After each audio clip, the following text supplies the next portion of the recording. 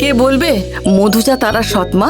ও নিজের মেয়ের থেকেও তারাকে বেশি ভালোবাসে। মধুজা, তুমি ভালো করে জানো এই অপয়া মেয়ের মুখদর্শন আমি করতে চাই না। জন্মের দিন থেকেই ও আমার কাছে মৃত। বাবা, ফ্যামিলি ফটোতে রেখো না, কিন্তু প্লিজ বাবা, তোমার মনের মধ্যে আমার জন্য একটু জায়গা রেখো।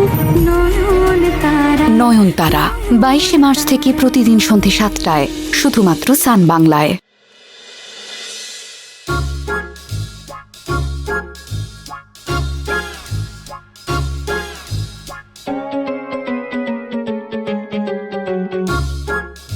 বৌদি, এদিকে সব রেডি তো?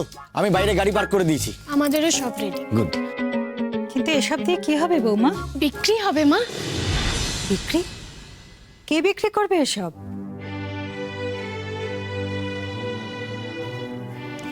মা, তোমাকে আমার অনেকগুলো কথা বলা হয়নি।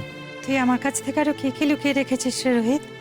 চিন্তা করো না মা, আমি এমন কিছু লুকোইনি যা অন্য কারোর জন্য ক্ষতিকারক হবে। বল না, তুই কি বলবি বল, আমার খুব চিন্তা হচ্ছে বাবা, বল। মা, আমি কোনো বড় অফিসে চাকরি করি না।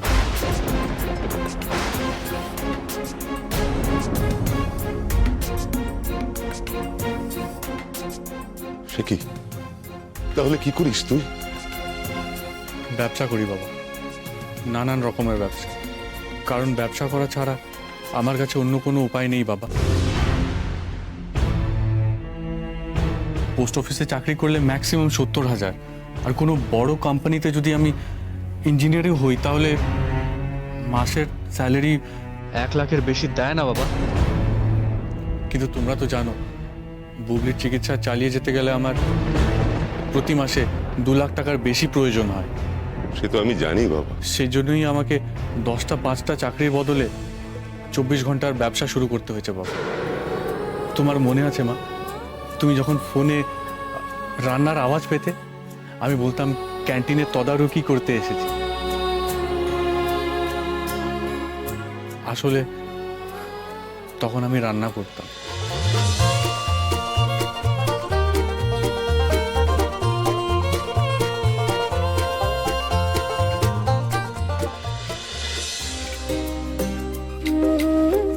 আর সেসব দিনে আমার সাথে আমার প্রত্যেকটা কাজে থাকতো পল্টু।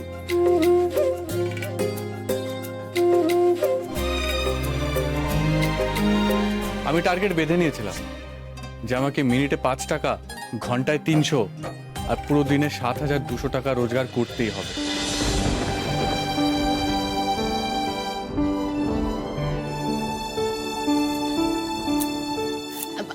আগে তো ওরা দুজন ছিল, এখন তো আমরা সবাই আছি।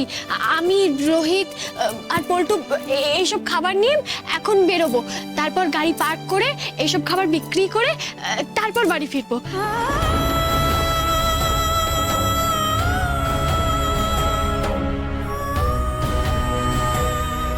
না না বৌমা, সে কি করে হয় মা? তুমি নতুন বউ, তোমার গায়ের থেকে এখনো বিয়ের গন্ধ যায়নি। আমি কি তোমাকে ওদের সঙ্গে বাইরে গিয়ে খাবার বিক্রি করতে দিতে পারি মা? হে হয় না। বৌমা কেন মা, মেয়ে ভাবতে পারো না? মেয়েরা কি সে কম বলো তো? মেয়ে বলে কি সকলের সাথে হাতে হাত মিলিয়ে হাল ধরতে পারবো না?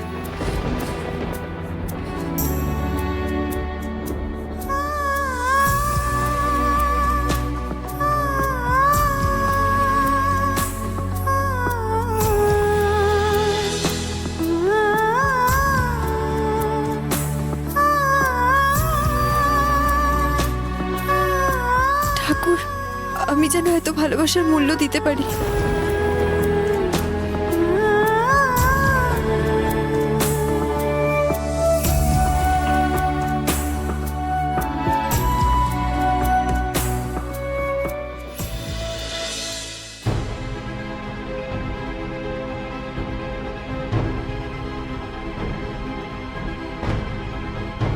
হ্যাঁ দাদা বলো, কি ব্যাপার? কি উপরে উঠতে না উঠতে চিৎকার চেঁচামেচি শুরু করে দিয়েছিস?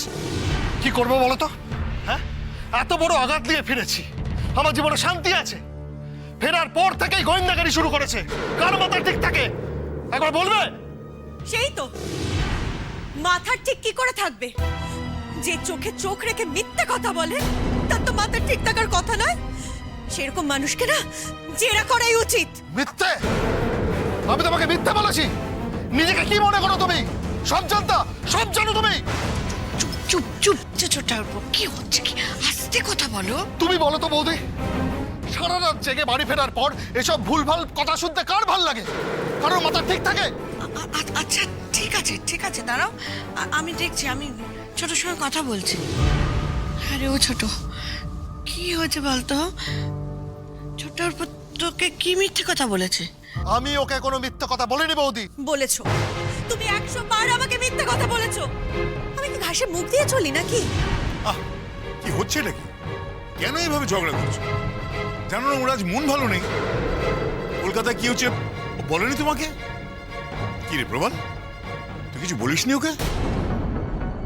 বলেছে দাদা, আমাকে সব বলেছে। তবে আপনিও শুনে রাখুন, ও যা বলছে সব মিথ্যে। ও একটাও সত্যি কথা বলছে না দাদা। ও কাল রাতে হসপিটালে ছিল না।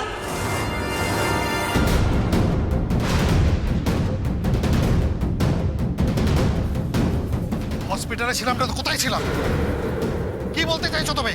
আচ্ছা, হসপিটালে ছিলে? কাল রাতে তুমি হসপিটালে ছিলে? হসপিটালেই যদি থাকবে তাহলে ফোনটা ধরছিলে না কেন? কথা বললে বুঝতে পারো না তুমি? আমি তো তোমাকে বললাম যে ফোনে চার্জ ছিল না। একদম মিথ্যা কথা বলবে না তুমি। তুমি বেরোনোর সময় তোমার ফোনে ফুল চার্জ ছিল। আমার পরিস্থিতিটা একটু বোঝার চেষ্টা করো প্লিজ অনু। আমার মাথা ঠিক নেই। হ্যাঁ, কোনো অপ্রয়োজনীয় ফোন আমি অ্যাটেন্ড করব না বলে ফোনটাকে সুইচ অফ করে রেখেছিলাম। আচ্ছা, হসপিটালে কোন মানুষ ফোন সুইচ অন করে রাখে একটু বলতে পারবে? জরুরি সময় মানুষ বেশি করে তার ফোনটা অন রাখে, তার ফোনটা সবসময় নিজের কাছে রাখে। আর যদি খুব অসুবিধা হয় তাহলে ফোনটা সাইলেন্ট করে রাখে। কেউ না তখন ওই পরিস্থিতিতে ফোনটা সুইচ অফ করে দেয় না। আর একটা কথা বলো, আমার তো এতদিন হলো বিয়ে হয়েছে। কই তোমার কলকাতার বন্ধুর কথা এর আগে কোনো দিন তো তুমি আমাকে বলনি। আজ হঠাৎ করে কোথা থেকে তোমার এই কলকাতার বন্ধু চলে এলো? আসলে কি বলো তো, তুমি যে গল্পটা আমাকে বলছো না, এটা পুরোটাই মিথ্যে। তুমি কোনো একটা কিছু চাপা দেওয়ার জন্য বানিয়ে বানিয়ে এই সমস্ত গল্প বলছো। এটাও কিন্তু ঠিক বলেছো ছোটা। ওই তোমার কলকাতার বন্ধুর কথা আমরা তো কেউ শুনিনি এতদিন। তোমার বিয়েতেও তো নেমন্তন্ন করা হয়নি তাকে। তোমার আর সব বন্ধুরা এসেছিল, কিন্তু ওই কলকাতার কোনো বন্ধু তো নেমন্তন্ন আসেনি। ঠিক বলছো তো? দেখ প্রবাল, দাদা হিসেবে আমি তোকে একটা উপদেশ দিচ্ছি। জীবনে এমন কোনো মিথ্যে কথা বলবি না যেটা অন্যের জন্য ক্ষতিকারক হয়। কয়েকদিন ধরে কিন্তু আমি তোকে উদাস দেখছি, হিসেবে অনেক গন্ডগোল পেয়েছি। তা সেসব হিসেব চাওয়ার জন্যই তোকে ডেকে পাঠিয়েছিল। কিন্তু তোর এমন একটা দুঃসংবাদ, কিন্তু তোর বন্ধুর মৃত্যু সংবাদটা শুনে তোকে কিছু বলিনি। প্রবাল, তুই আমাকে সত্যি করে বল, তোর সমস্যাটা কি? বল, আমাকে খুলে বল। উফ, বললাম তো কোনো সমস্যা নেই। তোমরা এমন ভাবে জেরা করছো যে আমার মনে হচ্ছে নিজের মাথাটাই বানিয়ে দিই। প্রবাল, কি হচ্ছে নাকি? মালা, তুমি ওরকে নিয়ে যাও, ঠান্ডা করো। রাগের মাথায় একটা কিছু করে বসলে তারপর আক্ষেপের কিন্তু সীমা থাকবে। প্রবাল, তুই আমার সঙ্গে চল। না, আমি এখানেই ঠিক আছি।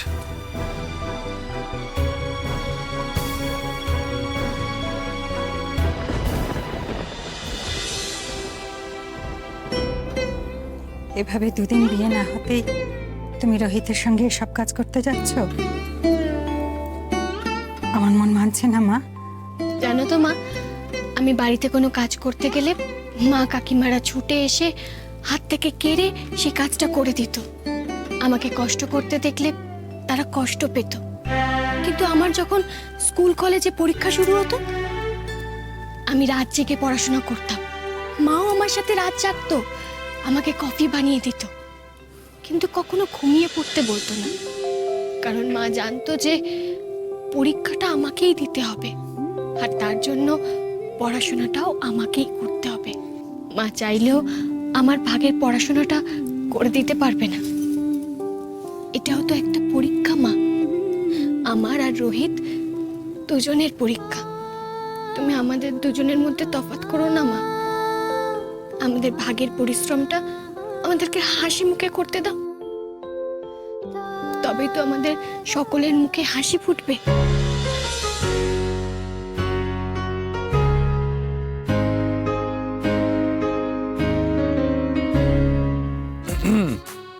ইমোশনাল সিন বেশিক্ষণ চললে লাঞ্চ টাইম পেরিয়ে যাবে কিন্তু। তুমি একদম ঠিক বলেছো মা। তোমরা তোমাদের পড়াশোনা চালিয়ে যাও, আমরা তোমাদের সাথে জেগে কফি বানিয়ে দেবো। লোকের মুখ থেকে একটু আধটু ভালো কথা বেরোলেই বলে জিভে সরস্বতীর বাস, আর এখানে স্বয়ং সরস্বতীর মুখ থেকে এইসব কথা বেরোচ্ছে, ভাবা যায়? অনেক ঠাট্টা হয়েছে পল্টু, চলো চলো জিনিসপত্র কোথাও বেরো তো। চল চল চল চল চল চল। এটার উপরে রাখো। আস্তে আস্তে পড়ে যাবে, আস্তে ধরো, চলো, আমাকে দাও এটা। আস্তে দা বেরো, চলো চলো চলো।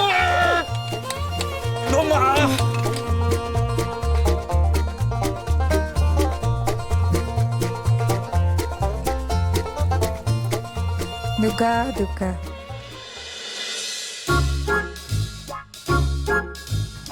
ওই দিক চাপিয়ে, ওই দিক চাপিয়ে। পল্টু সরো।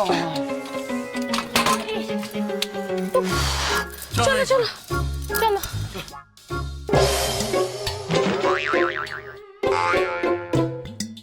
এসব কি করছো নতুন বউ? ছয় মারবো। কানায় লাগলেও শর্ট রান নেবেন, কিন্তু বল খাবেন না। চণ্ডী পাঠ করছি। ঠাকুরের নামে ঠাট্টা করছো? ও মা, আমি আবার ঠাট্টা কখন করলাম? দেখছো তো, গাড়িতে খাবার তুলছো আর বলছো কিনা চণ্ডীপাঠ করছো। তাহলে বৃন্দা পিসি, যখন দেখতেই পাচ্ছেন যে খাবার তুলছি, তাহলে প্রশ্ন কেন করছেন? এই রে,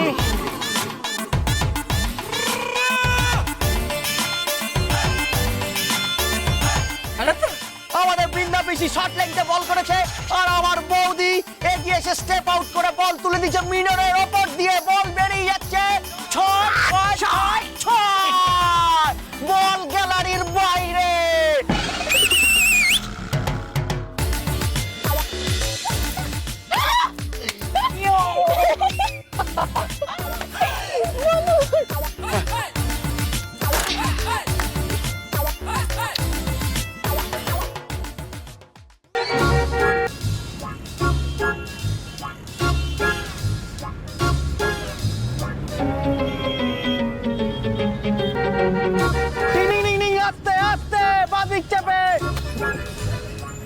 ঠিক আছে ঠিক আছে, সোজা রেখে সোজা রেখে। চলো চলো চলো, side side side side side side side side, সাইডে সাইডে সাইডে। হ্যাঁ ঠিক আছে, চলো চলো চলো, ডান দিকে ডান দিকে রেখে ডান দিকে। চলো চলো, এই সাইড দিন সাইড দিন সাইড দিন। ও কাকিমা সাইড দিন সাইড দিন। ঠিক আছে ঠিক আছে ঠিক আছে। এসব আমরা কলকাতায় করতাম, আর আমার মূল টার্গেট হতো ফরেনের লোকজন। সে আমি জানি। তখন তুমি বাসি লুচিতে আলুর দমে টমেটো সস মিশিয়ে রোল করে সেটাকে ইন্ডিয়ান র্যাপার নামে বিক্রি করতে। এখানে না কোনো বাসি খাবার নেই। আপনার কি মনে হয় টাটকা খাবার হলে এখানে বিক্রি হবে? নিশ্চয়ই হবে। কেন, এখানেও না মানুষ কাজে বেরোয়, আর তাদের দুপুরবেলা খিদেও পায়, আর ইচ্ছা না থাকলেও তাদেরকে রাস্তার খাবার কিনে খেতে হয়। তখন ওরা আসবে, এসে খাবে। তুমি এত চিন্তা করো না, নিশ্চয়ই হবে। ব্যস্ত রাস্তা, স্টেশন রোড, কেন হবে না? এত শিওর হবেন না ম্যাডাম, নাহলে আপনার কনফিডেন্সের কনডেন্সড মিল্ক হয়ে গেলে না আমার বড্ড খারাপ লাগবে। তুমি চিন্তা করো না রোহিত, কনফিডেন্সের কনডেন্স মিল হয়ে গেলেও না আমি 50 টাকা লিটারে বেচে দেবো। বাপ রে বাপ, আপনি তো হেভি কথা বলছেন। ভাবা যায় সরস্বতী সেনের মুখে এমন কথা? তুমি ভুল করছো রোহিত, এটা সরস্বতী সেন বলছে না, রোহিতের স্ত্রী বলছে। আর আমার স্বামী সার্ভিস অলরাউন্ডারের মালিক বলে কথা, আর আমি তার স্ত্রী হয়ে 50 টাকা দরে সামান্য কনডেন্স মিল বেচতে পারবো না? আপনার স্বামীর বিজনেস চলে কলকাতায়, ওখানে টাকা ওড়ে। আর আপনার স্বামী হাই জাম্প লং জাম্প দিয়ে ওই টাকাটাকে ধরে। কিন্তু এই বারাসাতের লোকজন একটু অন্যরকম, অনেক সংগ্রাম করে টাকা রোজগার করে, তো তাই সহজে হাত ভরে টাকা বেরোতে চায় না। রোহিত, তুমি ভুলে যাচ্ছ আমিও এই বারাসাতেরই মেয়ে। এখানকার মানুষেরা ভালো জিনিসের কদর করতে জানে, ভালো খাবার পেলে দাম দিয়ে অবশ্যই কিনবে। কিরে ভাই, এ ভাই নামো কিনা বল, নাকি গাড়ির ভেতরে রোমান্টিক সিন শুরু করে দিলি? পল্টু নামো নামো, এখানেই দোকান দেবো, নামো। ঠিক আছে, আ রহা হুঁ मैं। আস্তে। বলতো শোন, হাতে হাতে দোকানটা সাজিয়ে ফেলতে হবে, ঠিক আছে? আর নতুন খাবারের নতুন রেট চার্ট বানাতে হবে। ওই পুরনো রেটে কিন্তু এখানে খাবার বিক্রি হবে না। ঠিক আছে, তাহলে রেড চার্টটা আমি বানিয়ে নিচ্ছি, আর তোমরা দোকানটা সাজিয়ে নাও। তাড়াতাড়ি তাড়াতাড়ি যাও। রেট কিন্তু দু টাইপের হবে, ছায়া নন ছায়া। মানে ওই এসি নন এসির মতো। AC non AC? আরে এসি নন এসি হয় ওরকম, ছায়া নন ছায়া। চল চল চল চল।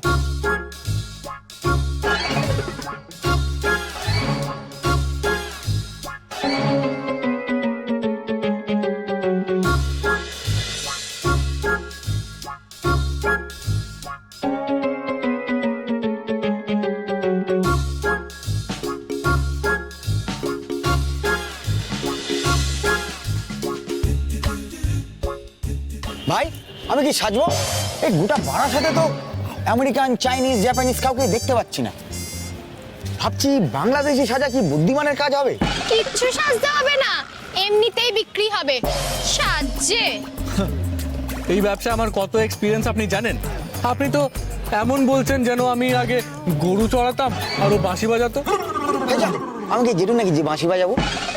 চুপ, একদম চুপ। কথা কম কাজ বেশি। যাও যাও, রেডি হয়ে নাও, তারপর লোক ডাকতে হবে। যাও তাড়াতাড়ি। চ।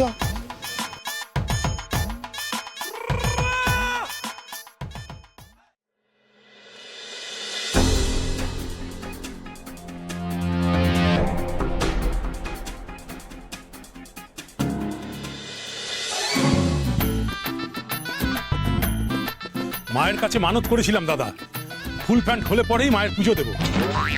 এই নিন প্রসাদ নিন।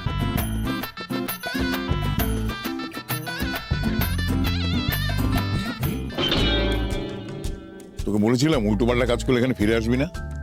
ফিরে যখন এসেছি তখন বুঝতেই পারছেন ঠিকঠাক কাজই করেছি। খবর পেলি এতগুলো টাকা রোহিত কোথা থেকে পেলো? হ্যাঁ দাদা, রাস্তায় পল্টুকে দেখলাম প্রদ্যুতের সাথে কথা বলছে। প্রদ্যুৎ?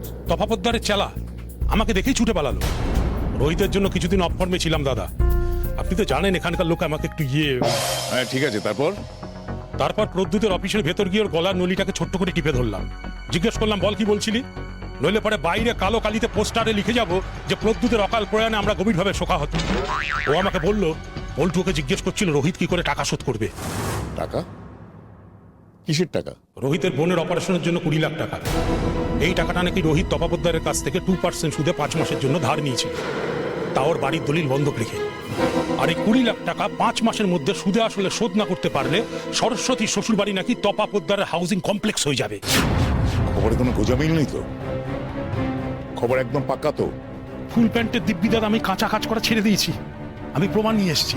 দেখুন দেখুন,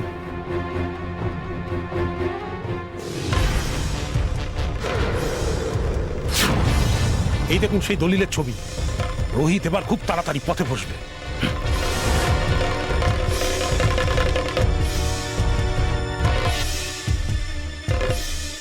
তাই হবে। আর রোহিত পথে বসলেই সরস্বতী এখানে ছুটে আসবে। গাড়ি বের কর, মিলে যাবো।